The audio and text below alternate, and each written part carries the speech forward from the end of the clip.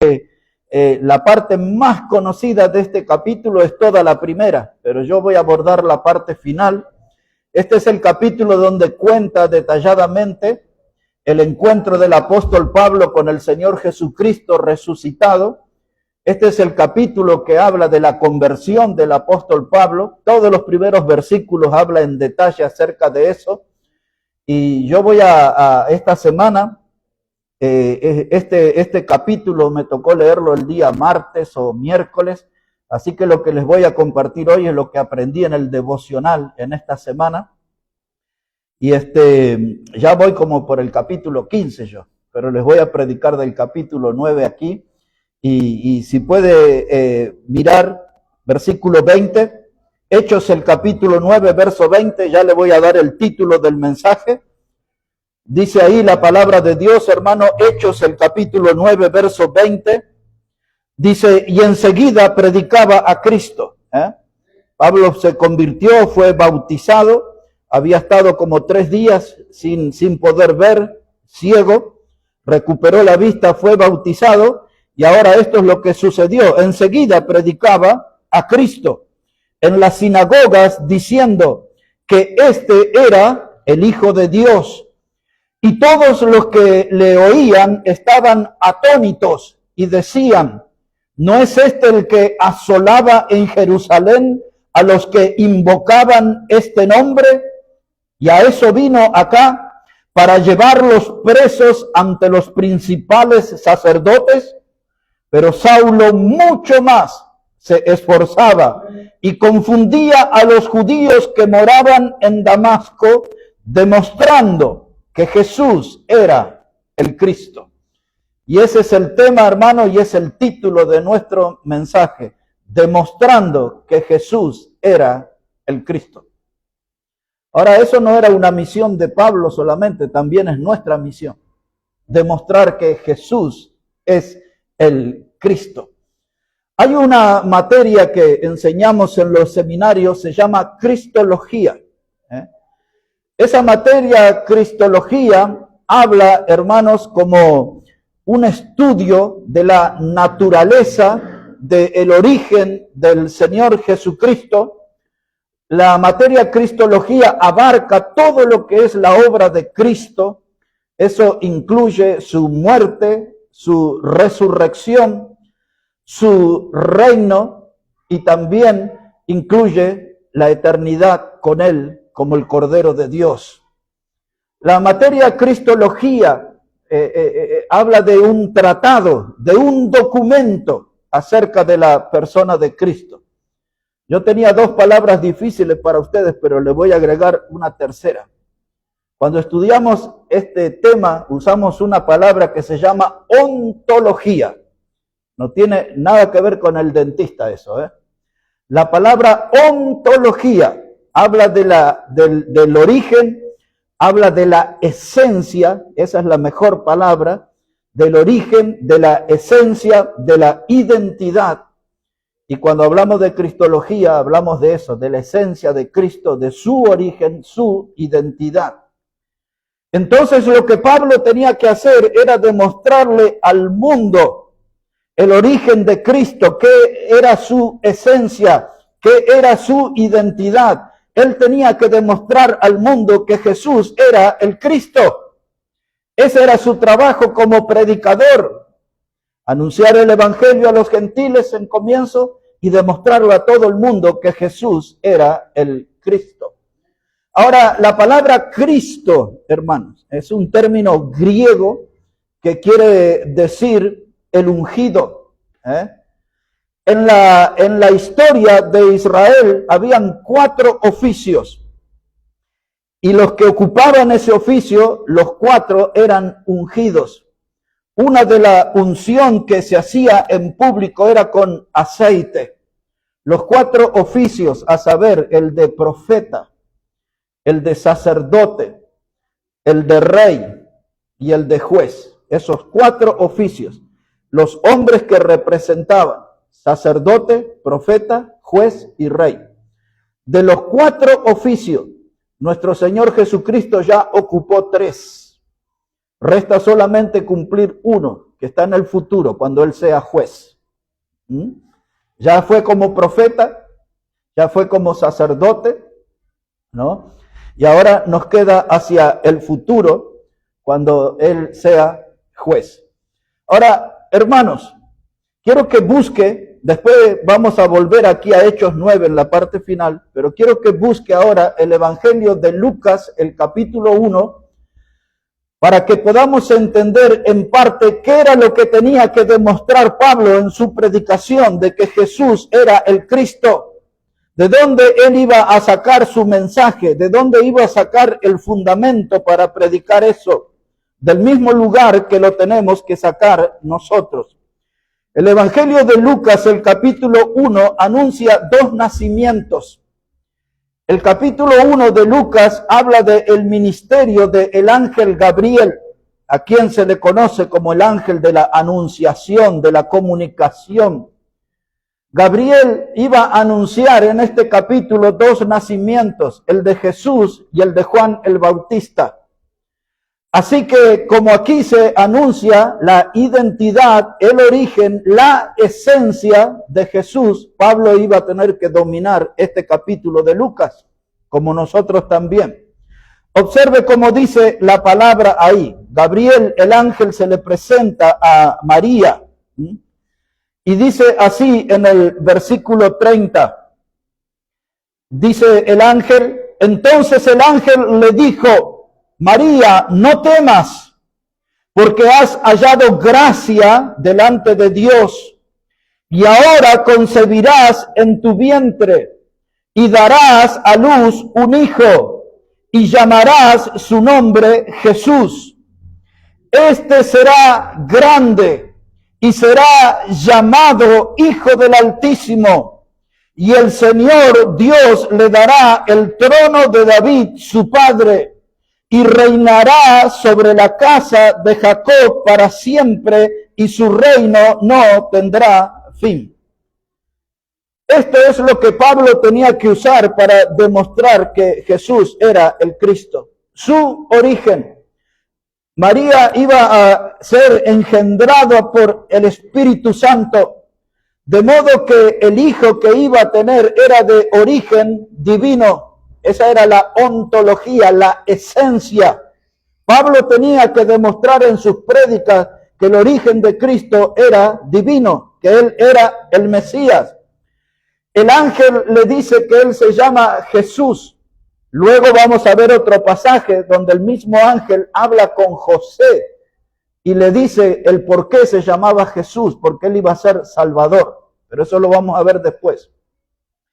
Entonces dice que el nombre sería Jesús. Nosotros sabemos que ese nombre significa Salvador.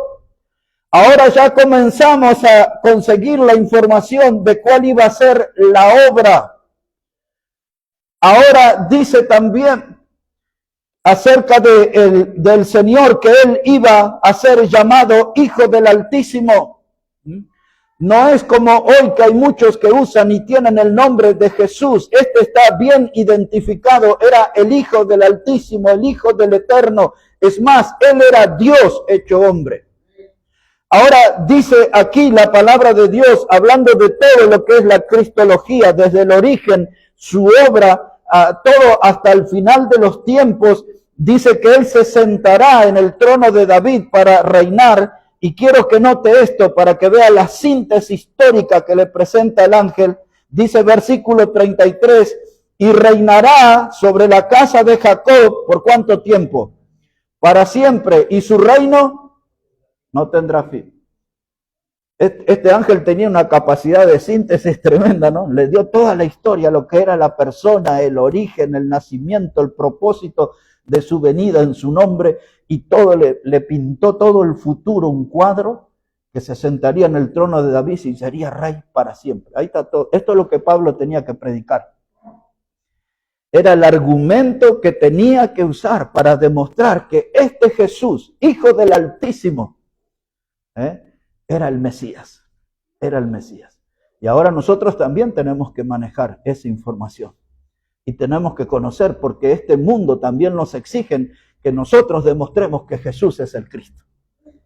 Esta es una forma. ahora les voy a llevar a Mateo, el capítulo 1. Y ahora vamos a ver a este ángel hablando con José. Mateo, Evangelio de Mateo, el capítulo 1, verso 18. Evangelio de Mateo, el capítulo 1 y el versículo 18. Mire cómo dice la palabra del Señor allí. Evangelio de Mateo, el capítulo 1 y el versículo 18. Dice, el nacimiento de Jesucristo fue así. Estando desposada María, su madre, con José, antes que se juntasen, halló que había concebido del Espíritu Santo. José, su marido, como era justo y no quería infamarla, quiso dejarla secretamente. Y pensando él en esto, he aquí un ángel del Señor le apareció en sueños y le dijo, José, hijo de David, no temas recibir a María, tu mujer, porque lo que en ella es engendrado del Espíritu Santo es. Y dará a luz un hijo, y llamará su nombre Jesús, porque él salvará a su pueblo de sus pecados. Aquí está. Pablo también tenía que conocer este pasaje y nosotros también. Viene el ángel y ahora anuncia el origen de este ser, un ser santo. Le dice, María, lo que está sucediendo en tu interior, eso está ahí, algo que fue engendrado por el Espíritu Santo, es un ser divino. Ya nosotros cuando leímos la profecía de Isaías 7, verso 14, donde dice, y la Virgen concebirá luz, eso fue una profecía, y la Virgen concebirá y dará luz un niño y su nombre será Emmanuel, que significa Dios con nosotros. Así, textual, dice Isaías 7, 14. Así que estamos aquí frente al cumplimiento de esa profecía. El ángel le dice a María, lo que está en tu vientre fue engendrado por el Espíritu Santo. Ahí está el origen divino. Y esta es la segunda palabra complicada de la noche. No es la primera vez en estos 8 años que la digo en esta obra, en esta congregación. La expresión es unión hipostática. Ese es el fenómeno que está sucediendo acá. Se llama unión hipostática. Esa palabra extraña, hipostática, habla de la unión de dos naturalezas. La divina y la humana. El Espíritu Santo y María. Una unión hipostática. Así que ahora, al demostrar nosotros que Jesucristo es el Mesías, nosotros sabemos su origen, que su origen es divino.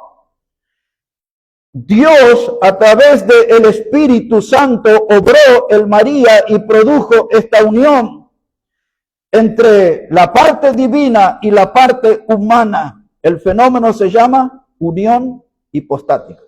Aunque es extraña la palabra, es muy bueno que la puedan recordar, porque eso va a definir su línea doctrinal para el futuro. Ya le hablé de la palabra ontología, hipostática, y hay una tercera para más adelante. Ahora estamos aquí, hermano. Dice la palabra de Dios que el ángel se le apareció a José y le explicó que María estaba embarazada y que fue engendrada por el Espíritu Santo. Y en el versículo 21, el ángel le da instrucciones precisas a José, que son las mismas que le había dado a María, y le dijo, y dará a luz un hijo y llamarás Jesús. Dijimos en Lucas que Jesús quiere decir Salvador. Aquí el ángel amplía más el alcance de la salvación. Dice, porque él salvará a su pueblo de sus pecados. Cristología, el origen, la obra y todo su trayecto hasta el final de los tiempos. Esto es lo que Pablo tenía que demostrar en sus prédicas, de que Jesús era el Cristo. Y esto es lo que nosotros tenemos que demostrar. Porque hay mucha gente que no saben entender la Escritura y por estos pasajes han surgido la gran mayoría de las sectas que conocemos en la historia, que no reconocen que Jesús es Dios. Pero la Biblia dice claramente, Él es Dios, Él es Emmanuel, Él es Dios con nosotros. Ahora, esto es sumamente importante, hermano. Cuando Jesús nació, Él siempre fue 100% hombre y 100% Dios. No 50 y 50, 100% hombre y 100% Dios. Él era la esencia de Dios entre nosotros. Y ahora les voy a llevar a otros pasajes de la Escritura, uno de ellos muy conocido por ustedes, en el Evangelio de Juan, en el capítulo 14. Si puede acompañarme ahí, a través de ese pasaje quiero demostrarle de que Jesús es Dios. Ahora, hermanos, quiero decirles que podría citar una enorme cantidad de texto en el mensaje de esta noche, pero yo resumí lo más posible para que sea de comprensión a todos, a los más nuevos y a los que tienen más años en la fe, que puedan sacar provecho y tener una buena comprensión sobre este tema de demostrando que Jesús es el Cristo. Evangelio de Juan, el capítulo 14. ¿Qué es lo que más conocen ustedes de ese capítulo? ¿Cuál es el versículo que más conocen ahí? ¿Cuál? 14:6. Donde Jesús dijo, yo soy el camino y la verdad y la vida, y nadie viene al Padre sino por mí. Ahora, esa respuesta de ese texto es a una pregunta de Tomás, que está en el versículo 5. Le dijo Tomás, Señor, no sabemos a dónde vas. ¿Cómo pues podemos saber el camino?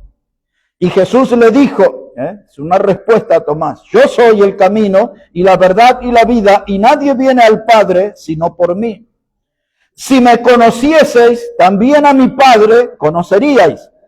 Y desde ahora le conocéis porque le habéis visto. Y Felipe le dijo, Señor, muéstranos al Padre y nos basta.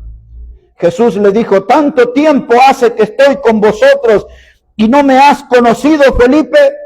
El que me ha visto a mí, ha visto al Padre. ¿Cómo pues dice tú, muéstranos al Padre? ¿Qué está diciendo Jesús con eso? Que Él es Dios. Él es Dios hecho hombre. Dice Felipe, si tú me has visto a mí, tú has visto al Padre. El Padre y yo somos uno, es la misma persona. Somos la misma esencia. La palabra ontología.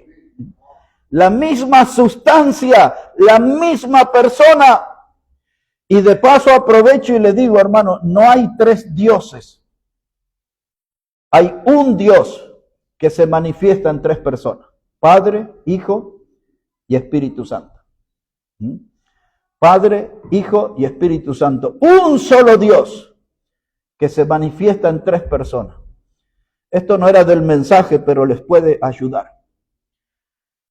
En todo el Antiguo Testamento, nosotros vemos el ministerio, cómo sobresale la presencia de Dios el Padre.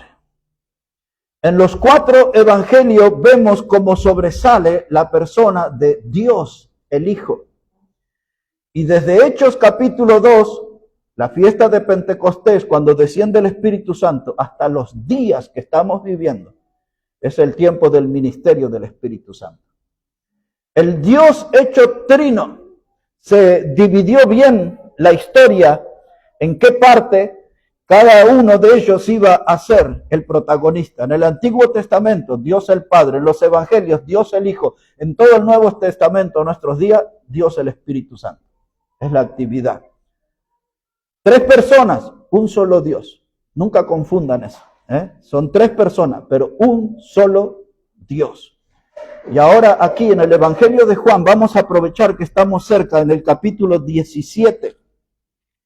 Evangelio de Juan, el capítulo 17. Vamos a poner nuestra mirada en el versículo 20. Todo esto es lo que Pablo tenía que conocer, hermanos, y nosotros también, para demostrar que Jesús es el Cristo. Evangelio de Juan, capítulo 17, versículo 20. Está hablando el Señor Jesucristo y dice: mas no ruego solamente por estos, sino también por los que han de creer en mí por la palabra de ellos, para que todos sean uno, como tú, oh Padre, en mí y yo en ti, que también ellos sean uno en nosotros, para que el mundo crea que tú me enviaste. Verso 22. La gloria que me diste, yo les he dado para que sean uno, así como nosotros somos uno. Yo en ellos y tú en mí, para que sean perfectos en unidad, para que el mundo conozca que tú me enviaste. Me gusta este verso 23. Yo en ellos, porque nosotros somos parte de la iglesia y la Biblia enseña que la iglesia es el cuerpo de Cristo. Dice, yo en ellos y tú en mí. Ahora, ¿notó cuántas veces dice el Señor? Dice, para que ellos sepan, Padre, que sean uno, como tú y yo somos uno. Un Dios indivisible, una sola persona, Padre, Hijo, Espíritu Santo. Y así tenemos una serie de pasajes en la Escritura que demuestran de que Jesús es Dios. Jesús es Dios. Y esa es la verdad que tomó Pablo y que con tanto fervor y entusiasmo salió a predicar, demostrando que Jesús es el Mesías. Para demostrar que Jesús es el Cristo. Esa era la misión. El mundo, hermano, nos desafía a nosotros también. Ellos quieren que nosotros le demos evidencias bíblicas y evidencias de vida que demuestren que Jesús es el Cristo y que Cristo está en nosotros. Este es el lado doctrinal, la palabra, la línea doctrinal. Y ahora les voy a llevar a la tercera palabra difícil de esta noche. Pero esta palabra, hermano, la tienen que agarrar y tratar de no olvidarse nunca más. Filipenses capítulo 2. Ahí está Pablo ya demostrando, en palabras, lo que era parte de su ministerio, demostrar que Jesús es el Cristo. La carta a los Filipenses, el capítulo 2, versículo 5. Filipenses, el capítulo 2 y el versículo 5. En este capítulo les voy a demostrar otra vez más toda la cristología, desde el origen, el ministerio, las obras, la muerte, la resurrección y el reinado eterno. Todo eso se lo voy a demostrar en este capítulo. Y Pablo lo explica muy bien. ¿Ya estamos listos, hermano? Filipenses 2, verso 5. Dice la palabra, cuando enseñamos en el seminario hacemos énfasis en el versículo 1 y todo eso, pero no quiero que pierdan la línea. De a poquito, sorbito a sorbito van a ir aprendiendo. Partimos del verso 5. Dice, haya pues en vosotros este sentir que hubo también en Cristo Jesús. Y ahora ponga mucha atención. El cual siendo en forma de Dios, no estimó el ser igual a Dios como cosa que aferrarse. ¿Agarran la idea? Jesús es Dios. Dice, Él no estimó ser igual a Dios. De la misma esencia, es la misma persona. Y Él no consideró eso para hacer lo que viene. Observe, verso 7. Se despojó a sí mismo, tomando forma de siervo, hecho semejante a los hombres. Y estando en la condición de hombre, se humilló a sí mismo, haciéndose obediente hasta la muerte y muerte de cruz. Y ahora empezamos aquí con la palabra difícil. La doctrina esta aquí se llama la kenosis. Kenosis. No con la de queso, sino con la de querosén. La kenosis. La raíz de la palabra es kenoo, en el idioma griego que se usa aquí. Esa palabra significa vaciarse. Vaciarse. La kenosis habla de eso. Ahora, esto es muy importante, hermano, para que no surja una nueva secta, porque las sectas han destruido este pasaje, han interpretado cualquier cosa. Porque ellos dicen, ve que Jesús se despojó a sí mismo, Dios dejó de ser Dios. Y no es lo que la Biblia enseña. Cuando Dios se despojó a sí mismo, la palabra kenosis significa que se vació y tomó la forma de hombre, nuestra semejanza. Tomó la forma de hombre para que ustedes puedan comprender, nunca dejó de ser Dios, ni por un solo segundo, nunca dejó de ser Dios, siempre fue Dios. Pero mientras Él se encarnó para mostrarse igual a nosotros, Él dejó sus atributos de Dios. Dejó sus atributos de Dios. Si quiere puede usar la palabra en desuso. No se aprovechó de sus atributos de Dios y vivió como hombre, igual a nosotros, para demostrarnos que siendo igual a nosotros no cometió pecado, vivió sin pecado. La Biblia habla de eso. Él se hizo igual a nosotros, porque parte de su misión, de la cristología, era que Él viniera y muriera en la cruz como el Redentor. El que tenía que rescatarnos a nosotros, tenía que ser uno igual a nosotros. ¿Entienden? Esto está ligado, se lo voy a mencionar porque no quiero marearlos. Esto está ligado a una doctrina del Antiguo Testamento que entre otros libros está en el libro de Ruth. Tiene que ver con una ley que se llama la del pariente cercano.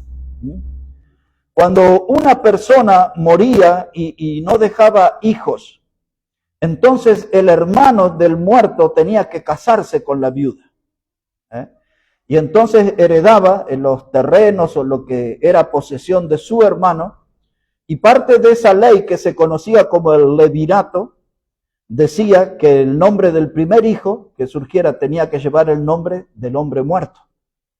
Tenía que dejarle herencia.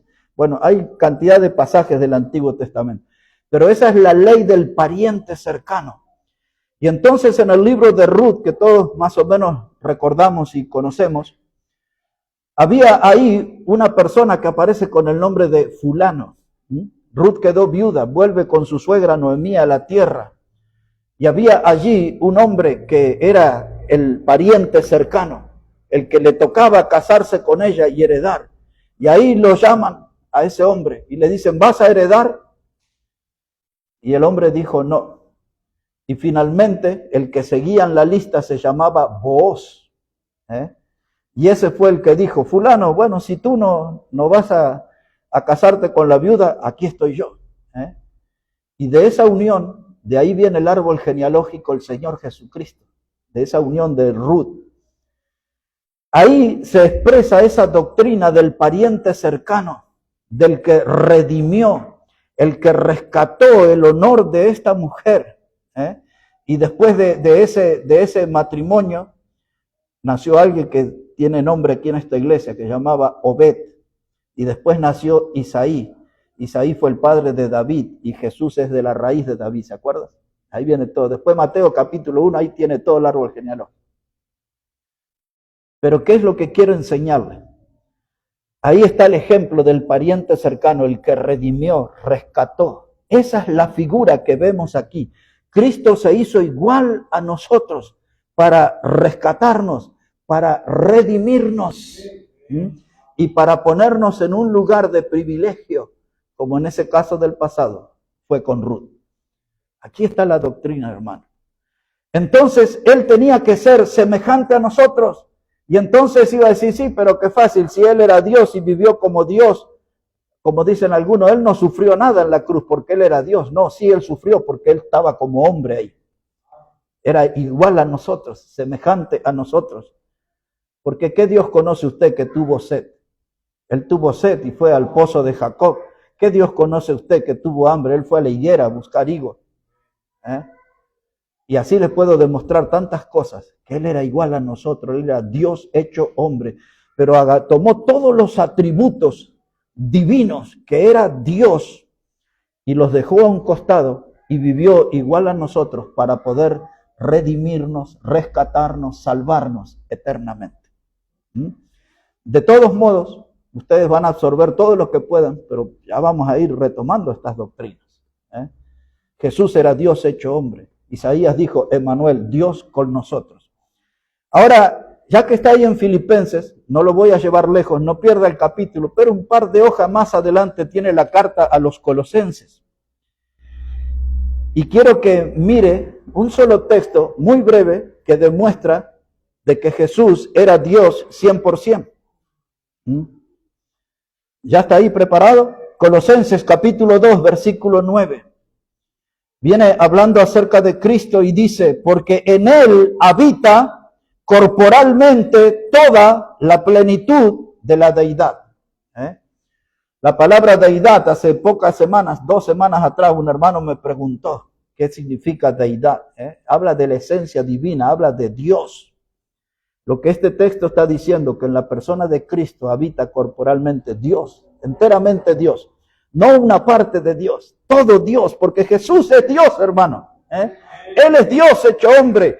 Y Pablo lo explica así. Y tengo otros pasajes también, pero no los quiero alejar de aquí. Entonces, en Él habita corporalmente toda la deidad. Él es Dios 100% y Él es hombre 100%.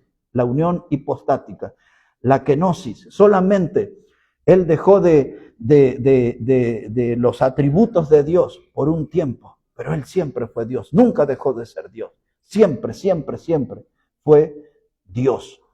Ahora bien, volvemos ahí al capítulo 2 de Filipenses. Quiero que note 4 cosas, no sé si usar la palabra transformación o manifestación de Jesús a nosotros. 4 cosas quiero que note. Dice la Biblia, Él no estimó ser igual a Dios, no estimó. Dice como una cosa que aferrarse. Y ahora versículo 7, note las 4 cosas. Dice, se despojó a sí mismo, tomó forma de siervo. Primera transformación de Dios, tomó forma de siervo. ¿Cómo lo demostramos eso? ¿Cómo lo demostraba Pablo predicando que Jesús era el Cristo? En su encarnación. Todos nosotros recordamos su nacimiento, Mateo 2, por ejemplo, en el pesebre de Belén. Lucas capítulo 2, versículo 11. ¿Qué os ha nacido en la ciudad de David? Un Salvador, que es Cristo el Señor. Ese texto usamos mucho en Navidad. ¿Qué os ha nacido hoy en la ciudad de David? Un Salvador, que es Cristo el Señor. Mateo, hermano, el capítulo 2 es el único texto en la Biblia donde aparecen aquellos magos que vinieron desde el oriente para adorarle. Y cuando usted recuerda, al final del capítulo 2, se encuentran con el niño en el pesebre y ellos le ofrecen 3 presentes. Oro, incienso y mirra. ¿Recuerdan eso? Oro, incienso y mirra. El oro habla de la gloria de Dios, de la presencia de Dios. Esos magos estaban reconociendo a través de la ofrenda del oro, del presente en oro, que ese niño era Dios. El incienso era un perfume aromático que solamente se producía para el uso en el tabernáculo, en el lugar santo, en el lugar santísimo. Si alguien hacía una imitación de ese perfume, era muerto. Nadie podía hacer ese perfume para otro uso. El incienso era para administrar en el lugar santo, en el lugar santísimo. Cuando esos magos trajeron el incienso, estaban diciendo, ese niño es santo, es el Dios santo. Y el tercer presente, cuando habla ahí de especias aromáticas, de aloe y esas cosas, eso habla de su sufrimiento y de su muerte, porque eso era lo que se ponía cuando alguien moría. Ese trabajo, cuando Jesús fue puesto en el sepulcro, lo hizo Nicodemo, el que vino de noche, y un hombre que se llamaba José de Arimatea. Fueron los que trajeron los aloes y las especies aromáticas. Entonces, cuando los magos presentaron ese presente, estaban hablando de los sufrimientos, anticipando los sufrimientos de ese niño, lo que nosotros conocemos como su obra en la cruz. Jesús era Dios por donde lo miremos. Él era Dios. Él era Dios. Así que cuando Pablo dice que se hizo siervo, él está pensando en la encarnación, en la manifestación, pero ya era el Dios eterno, solamente se manifestó para que nosotros lo conociéramos, porque a Dios nadie lo había visto jamás, dice el Evangelio de Juan. Pero ahora nosotros podemos verlo, y es lo que Jesús le dijo a Felipe: Felipe, si me has visto a mí, has visto al Padre. Así que, hermanos, él tomó la forma de siervo en la encarnación, y luego dice, hecho semejante a los hombres. Ese es el segundo detalle. Ya le expliqué la doctrina del pariente redentor. Se hizo semejante a nosotros para poder rescatarnos, morir en la cruz. Y ahora la tercera cosa que dice aquí, Filipenses capítulo 2, versículo 8. Primero vimos allí, hermanos, tomó forma de siervo, fue hecho semejante a los hombres. Y estando en la condición de hombre, se humilló a sí mismo. Ahora, esa es la otra transformación de Dios. Se hizo hombre y se humilló. Y ahora quiero que entienda esto, hermano. No es un Dios menor, es el mismo Dios. Muchas de las sectas y de las religiones dicen, no, Jesús era Dios, pero era un Dios menor. No, era el mismo Dios. El mismo Dios, porque ya lo vimos ahí en Colosenses, que en su cuerpo habita toda la presencia de la deidad. Él era 100% Dios. No era un Dios menor, no era un Dios pequeño, no era un Dios con poderes limitados. Él era Dios, solamente que, como explicamos, no usó sus atributos mientras vivió como hombre. Y la cuarta cosa que revela este pasaje, dice que se hizo obediente hasta la muerte y muerte de cruz. Es decir, que cuando él tomó la forma de hombre, él estaba dispuesto a obedecer a Dios el Padre hasta la muerte y muerte de cruz. Cuando él vio esa cruz, él le dijo al Padre, dice, si es tu voluntad, pasa de mí esta copa, pero no se haga mi voluntad, sino la tuya. Porque él estaba viendo la cruz y estaba viendo la muerte. Esa era lo más extraño para él, porque él es el autor de la vida, dice la Biblia. Y él estaba dispuesto por amor a nosotros a enfrentar la cruz, a enfrentar lo desconocido. Y el peor sufrimiento humano o que podía ser sometido una persona era la muerte de cruz. Y él por amor a nosotros estuvo dispuesto a pagar ese precio. Dice, y se humilló. Y nosotros ya conocemos todo el alcance de esa humillación, donde fue, hermanos, abofeteado, fue escupido, donde le despedazaron su cuerpo con el látigo, le pusieron la corona de espinas, le golpearon con una caña, le pusieron un manto y lo exhibieron desnudo en una cruz. Y la gente pasaba frente a la cruz, meneaba la cabeza, estiraba los labios y la gente gritaba cosas, hermanos, descargando la furia asesina. Se humilló por amor a nosotros. Y Pablo tenía que demostrar eso en su prédica, que Jesús era el Cristo. Y tenía que hablar de este amor intenso y profundo por el pecador. Todo lo que Pablo tuvo que hacer es lo que nosotros también tenemos que hacer.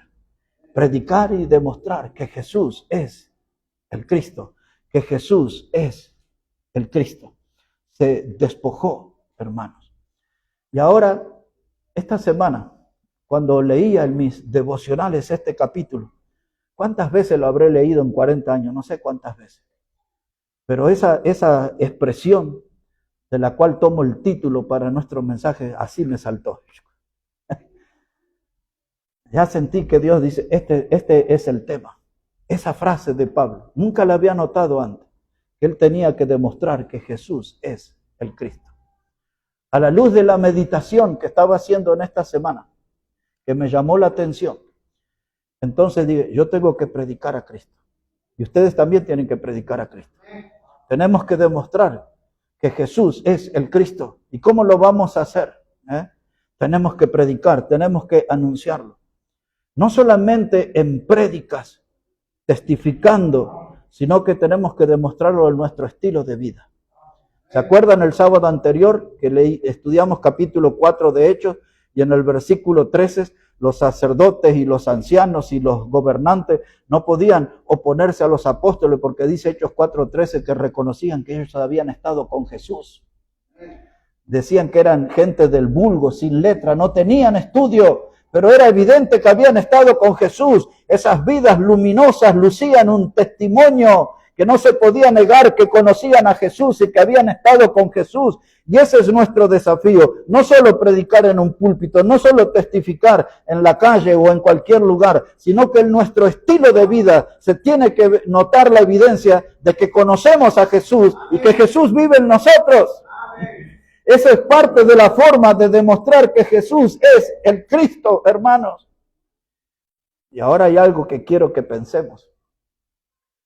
Si yo voy a tomar esta postura de Pablo, que es lo que Dios espera que yo tome, esa postura de demostrar cada día de mi vida que Jesús es el Cristo, entonces todos nosotros tenemos que comprender que vamos a entrar en un camino peligroso. ¿Cuál es el camino peligroso? Nuestra vida va a estar en riesgo. Cuando usted empiece a hablar de Jesús, la vida va a ser colocada en riesgo. Y entonces eso me pone frente a una decisión, ¿no? ¿Qué voy a hacer? ¿Voy a ser un creyente dominguero? ¿Voy a ser de esos que van y calientan el banco en una iglesia y vuelvo a mi casa y tengo una vida media religiosa así? ¿O voy a ser un creyente de verdad, comprometido con esta causa de demostrar que Jesús es el Cristo? Y que ese Cristo vive en mí y que mi cuerpo es templo del Espíritu Santo, en mi cuerpo habita el Dios Santísimo, hermano. Jesús mora en mí. Tengo que demostrarlo, no tengo que esconderlo, tengo que exhibirlo. Amén. Que todos vean que Él es mi Salvador. Cuando fueron los primeros astronautas a la Luna, en una conferencia de prensa, muchos de los periodistas ateos tiraban ahí preguntas para hacerles caer en una trampa. Y uno de esos periodistas le dijo a uno de los astronautas, cuando usted estuvo en la Luna, dice, ¿usted vio a Dios? Y el astronauta le dijo, la verdad no lo vi, pero en todo momento sentí su presencia. En todo momento sentí su presencia. Y otro dijo, en esa misma conferencia le preguntaron a otro de los astronautas y querían mostrar que Dios no existía, que Dios no era real. Y uno de esos astronautas respondió algo así, si Cristo no existe, ¿podría usted explicarme quién es esta persona que está viviendo adentro de mí? ¿Está Cristo dentro de usted? ¿Podría usted explicarme quién es esta persona que vive dentro de mí? Él es mi Salvador. Él vino para vivir en mí. Mi cuerpo es morada, es templo del Espíritu Santo, hermano. Somos propiedad de Dios. Cristo vive en nosotros. El Dios, hermano, de toda la creación se humilló y vino y murió por nosotros y vive en nosotros. Esto es lo que me enfrenta a esa escritura, a esa lectura. Me abre la mente y el corazón y me lleva a pensar que un ser insignificante como yo, el Dios creador, vive en mí, pensó en mí y ahora tengo una misión de demostrarle al mundo que Jesús es el Cristo. Amén. Esa es mi misión. Como iglesia es nuestra misión. Pero entramos en un camino de riesgo. Quiero darle 4 pasajes para terminar, muy rápido. Pero quiero hablarles de un joven predicador que andaba en estas mismas cosas también. Muy rapidito, un solo versículo de Hechos, capítulo 18. Hechos de los Apóstoles, el capítulo 18. Volvemos a Hechos y ahí vamos a terminar nuestro mensaje. Hechos de los Apóstoles, capítulo 18, verso 28. Este joven que vamos a encontrar aquí no era un hombre que supiera mucho de la Biblia.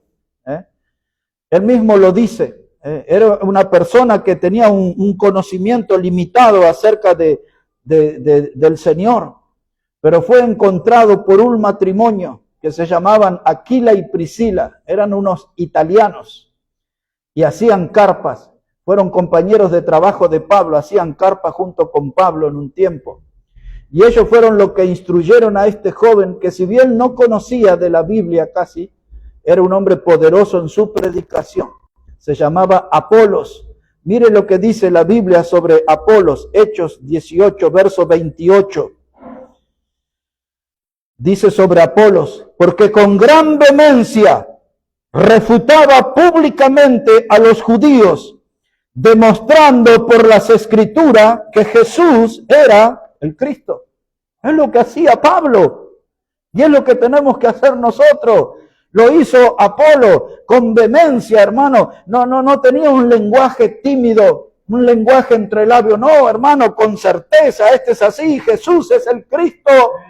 Y esta es la evidencia, Cristología, y ahí le da la clase. Nació de una virgen que fue engendrada por el Espíritu Santo. Se llamó Jesús porque él iba a salvar a su pueblo del pecado. Él se iba a sentar en el trono de David. Iba a reinar por toda la eternidad. Y yo con el entusiasmo, no los voy a volver atrás, pero Filipenses capítulo 2, verso 8 al 11, por haberse humillado y haber muerto en la cruz, dice el verso 8, y Dios le dio un nombre, ¿recuerdan? Sobre todo nombre, para que en el nombre del Señor se doble toda rodilla de los que están en los cielos y en la tierra, y toda lengua confiese que Él es el Señor. Él es el Señor, Él es el Rey, el que se va a sentar en el trono de David, como lo dijo el ángel. Él es el Señor, toda lengua confesará que Él es Señor y toda rodilla se doblará, como la gente cuando recibía a los reyes se ponían de rodillas, toda rodilla se doblará delante de Él. Eso no lo leímos, pero es ahí, Filipenses 2 del 8 al 11. Pero quiero terminar con 3 pasajes que tienen que ver con nuestra vida. Porque si ustedes y yo vamos a cumplir con esta misión de demostrar que Jesús es el Cristo, como lo hizo Pablo, como lo hizo Apolos y otros tantos, sepamos esto, que vamos a entrar en una zona de riesgo. Nuestra vida va a estar en peligro, pero la Biblia es muy clara sobre esto. ¿Qué clases de peligro? Obsérvelo conmigo ahí, en Hechos capítulo 9.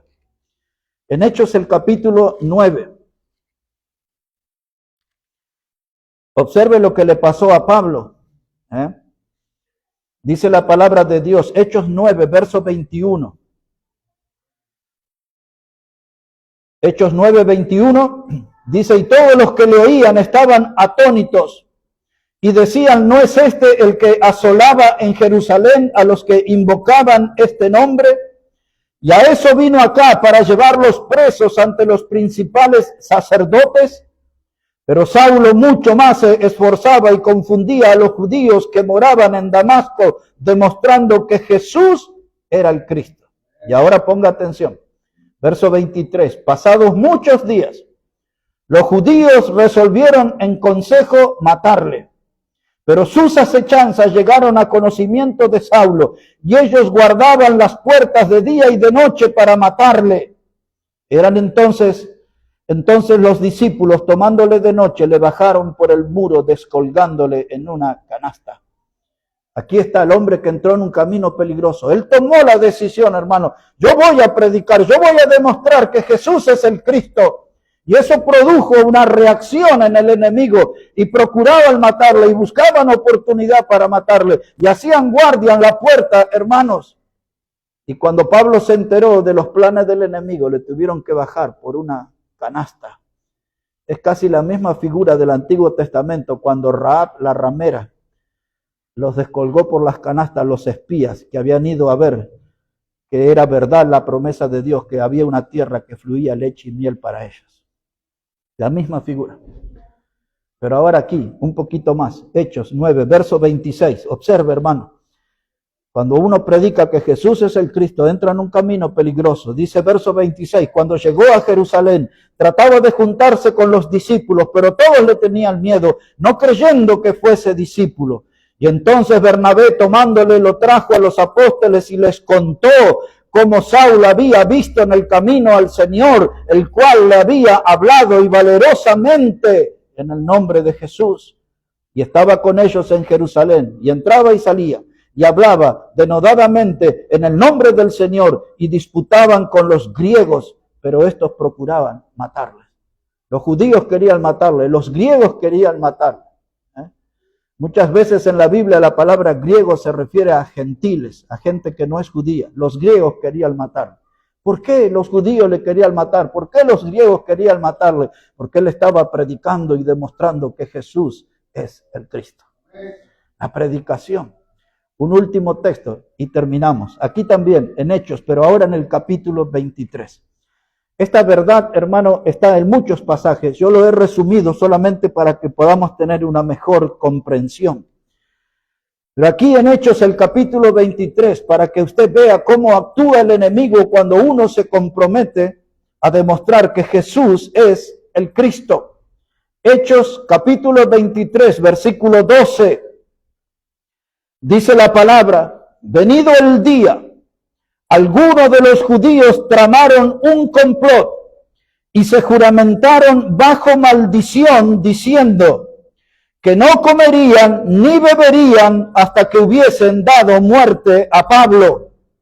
Eran más de 40 los que habían hecho esta conjuración, los cuales fueron a los principales sacerdotes y a los ancianos y dijeron: nosotros nos hemos juramentado bajo maldición a no gustar nada hasta que hayamos dado muerte a Pablo. Wow, qué tremendo, ¿no? Si usted lee todos los 2 capítulos anteriores, Pablo viene dando testimonio cómo se encontró con Cristo en el camino a Damasco, cómo lo mandó a predicar a los gentiles y por qué él tomó ese compromiso de demostrar que Jesús es el Cristo. Y ahora también avanzamos en la Biblia y otra gente se va sumando y quieren matarle porque quieren callar el mensaje. Quieren matar al predicador, pero lo que les preocupa es el mensaje del predicador, que está demostrando que Jesús es el Cristo, es el Dios hecho hombre, es el Redentor. Esta gente, y hay muchos como estos hoy, eran fanáticos, gente enloquecida, enfermos de furia. Hicieron un juramento bajo maldición, no comer ni beber hasta verlo muerto al predicador. Wow. Yo recuerdo ya hace 12 años atrás, cuando me paré en un púlpito en Centroamérica, en Nicaragua precisamente, ya en una gran multitud, prediqué un mensaje que se llamaba Cuando piden la cabeza del predicador. Porque los predicadores de hoy, los que son fieles al Señor, hay muchos que andan pidiendo su cabeza. Una de esas cabezas de los predicadores fieles fue la de Juan el Bautista. La pidieron y la consiguieron en un plato para exhibirlo, pero no pudieron apagar la luz de ese gran predicador, la antorcha viviente, la antorcha que alumbraba y ardía para Dios. Hermanos, hay que predicar que Jesús es el Cristo, pero entramos en un camino peligroso. Y esto es lo que sacudió mi lectura en esta semana, porque Pablo tomó el compromiso, se comprometió con el Evangelio, con la causa de Cristo. ¿Y esto qué tiene que ver conmigo en esta noche? Mucho, porque lo que voy a hacer va a definir qué clase de creyente quiero hacer. ¿Voy a ser un creyente tibio que provoque el vómito de Dios? ¿O voy a ser un cristiano fervoroso, de corazón entusiasta, que predica el Evangelio y que demuestra que Jesús es el Cristo? Amén. Él es el Redentor, Él es el Salvador. Mis hermanos, somos llamados a esto. Y la pregunta apareció para mí y ahora para ustedes: ¿qué haremos? ¿Qué haremos? Porque esta noche la Biblia nos exhibió las pruebas, la cristología, la esencia, el origen de Cristo, su obra, su muerte en la cruz, su resurrección, su regreso por la iglesia, su lugar que va a ocupar en el trono de David. Y dice: y Él reinará por siempre, dijo el ángel, por toda la eternidad. El Rey de Reyes y Señor de Señores. Ahora ya conocemos la historia. Ahora lo que necesitamos saber es qué vamos a hacer con esta historia. ¿Qué vamos a hacer con esta historia? ¿Será un mensaje más en nuestra vida? ¿Un sábado más en la casa del Señor? ¿O este mensaje va a producir algo en nuestra vida que nos va a poner de pie y animar de tal manera, como Apolos y que como Pablo, saldremos a demostrar que Jesús es el Cristo? Él es Dios, hecho hombre. Hablemos con Él. Vamos a orar.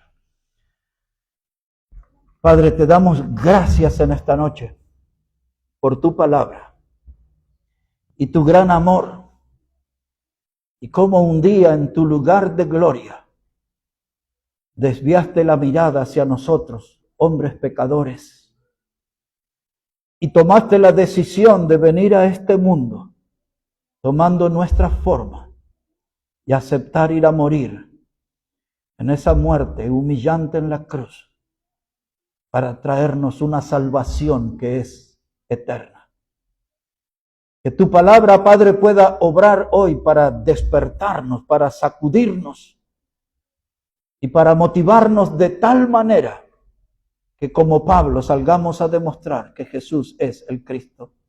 Pero que tu palabra hoy puede obrar con poder en alguien que aún no te conoce, Señor, y que pueda entender la inmensidad de tu amor mostrada en la cruz del Calvario por el pecador. Que alguien pueda creer en Jesús en este día y ser salvo eternamente por Él. Recordamos tu palabra, Señor, cuando nos dijiste que la gracia de Dios se manifestó para salvación de todos los hombres. Cristo es la gracia de Dios. Ayúdanos a presentarlo ante aquellos que aún no le han reconocido como el Salvador. Mueve nuestra vida. Sacúdenos, Padre, como congregación, y llévanos con entusiasmo y con gozo a anunciar este mensaje a todos, demostrando que Jesús es el Cristo. Bendice tu palabra, Dios, y cada vida de los que estamos aquí. Todo lo pedimos en el precioso nombre del Señor Jesucristo. Amén y amén, amén. Que Dios bendiga su palabra, hermano. Dios bendiga su vida. Y vamos, como dice la Escritura, con ánimo pronto, predicando y anunciando que Jesús es el Cristo.